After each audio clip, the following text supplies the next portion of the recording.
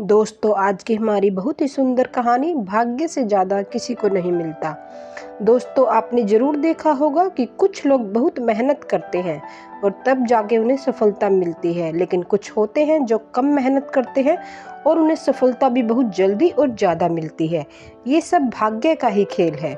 दोस्तों, कई बार हम धोखाधड़ी या चोरी से किसी चीज़ को हासिल तो कर लेते हैं, लेकिन अगर वह हमारे भाग्य में नहीं है तो वह किसी न किसी तरीके से हमसे छिन ही जाती है, चाहे वह पैसा हो, पद प्रतिष्ठा हो या फिर हमारा परिवार ही क्यों ना हो।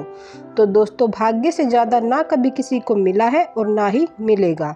कई बार हमारा भाग्य हमारे दोस्त, हमारे परिवार के लोगों के भाग्य से भी जुड़ा होता है और जब तक हम उनके साथ होते हैं तब तक हमारे साथ सब कुछ अच्छा होता है और जब हम उनसे दूर होते हैं तो हमारे साथ चीज़ें ज़्यादा अच्छी नहीं होती। तो दोस्तों, बढ़ते हैं अपनी कहानी की ओर। बहुत समय पहले की बात है। एक गांव के मंदिर में एक पुजारी था। वो पुजारी अपना सारा समय मंदिर की सफाई, पूजा पाठ, आने जाने वालों के लिए पूजा करने में ही बिताता था। उसके परिवार में कोई नहीं था और वो अपना खाना पीना मंदिर में होने वाले चढ़ावे से ही चलाता था। वो पुजारी व्यवहार का बहुत अच्छा था। उसके मन में पैसों के प्रति ज्यादा लालच नहीं था। मंदिर में जब भी ज्यादा चढ़ावा होता तो उनसे दूसरे लोगों की भी मदद करता था।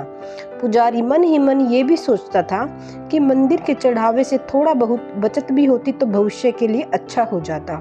लेकिन गांव का मंदिर था तो वहां लोगों का आना जाना कम होता था। मुश्किल से दिन भर में 5 से 6 पैसों का चढ़ावा हो पाता था, जिसमें से पुजारी अपने दिन भर की जरूरतों को पूरा करने के बाद सिर्फ 2 पैसे ही बचा पाता था। और जब कभी चढ़ावा ज्यादा होता तो पुजारी के पास कोई न कोई व्यक्ति ऐसा आ जाता जिसे मदद की जरूरत होती थी और पुजारी उसे मना भी नहीं कर पाते थे। बहुत समय बीत गया, लेकिन पुजारी पूरे दिन 2 पैसों से ज्यादा बचत कर ही नहीं पाता था।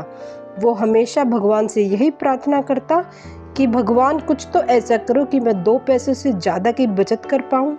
भगवान से प्रार्थना करके पुजारी रोज की तरह अपने काम में लग जाता। कुछ समय बाद पुजारी की शादी हो गई। घर में अब 2 लोग हो गए और खर्चा चलाने के लिए ज्यादा पैसों की जरूरत पड़ने लगी।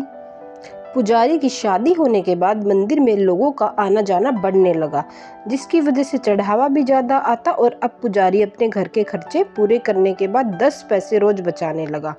धीरे धीरे पुजारी के पास ज्यादा पैसे हो गए। कुछ पैसों से उसने अपने घर की मरम्मत करी और कुछ पैसों को भविष्य के लिए बचा लिया। कुछ समय बाद पुजारी की संतान हुई और अब वो 2 से 3 हो गए। पुजारी की संतान होने के बाद अब पुजारी ने देखा कि वो अपने दिन भर की जरूरतें पूरी करने के बाद 15 पैसे बचा लेता है। धीरे धीरे बच्चा बड़ा हुआ और स्कूल जाने लगा। अपनी बचत के पैसों से पुजारी अपने बच्चे की पढ़ाई का खर्चा चलाता था। जैसे जैसे बच्चे की उम्र बढ़ती गई और पढ़ाई का खर्चा बढ़ने लगा, वैसे वैसे ही मंदिर में चढ़ावा ज्यादा होता चला गया। ज्यादा लोग आने लगे और पुजारी के जीवन में पैसों की कोई कमी नहीं हुई। अपनी जिंदगी को इस तरह बदलता देख पुजारी ने एक दिन भगवान से प्रार्थना करी और पूछा कि भगवान, मैं रोज के 2 पैसे बचाता था और बहुत कोशिश करने के बाद भी मैं कभी 2 पैसों से ज्यादा नहीं बचा पाया, लेकिन आज मैं सब खर्चे करने के बाद भी 30 पैसे बचा लेता हूँ, जो कि मेरे और मेरे परिवार के लिए बहुत है। इस सब की वजह क्या है भगवान?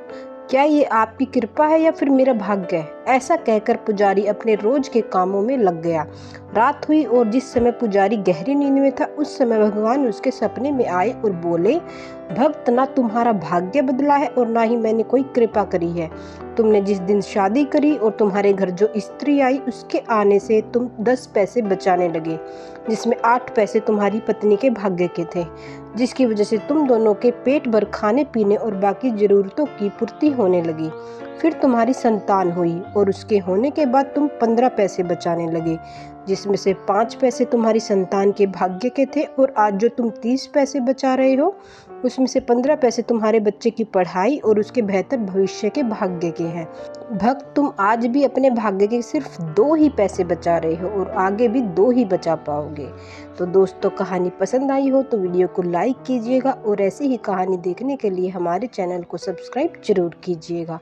धन्यवाद।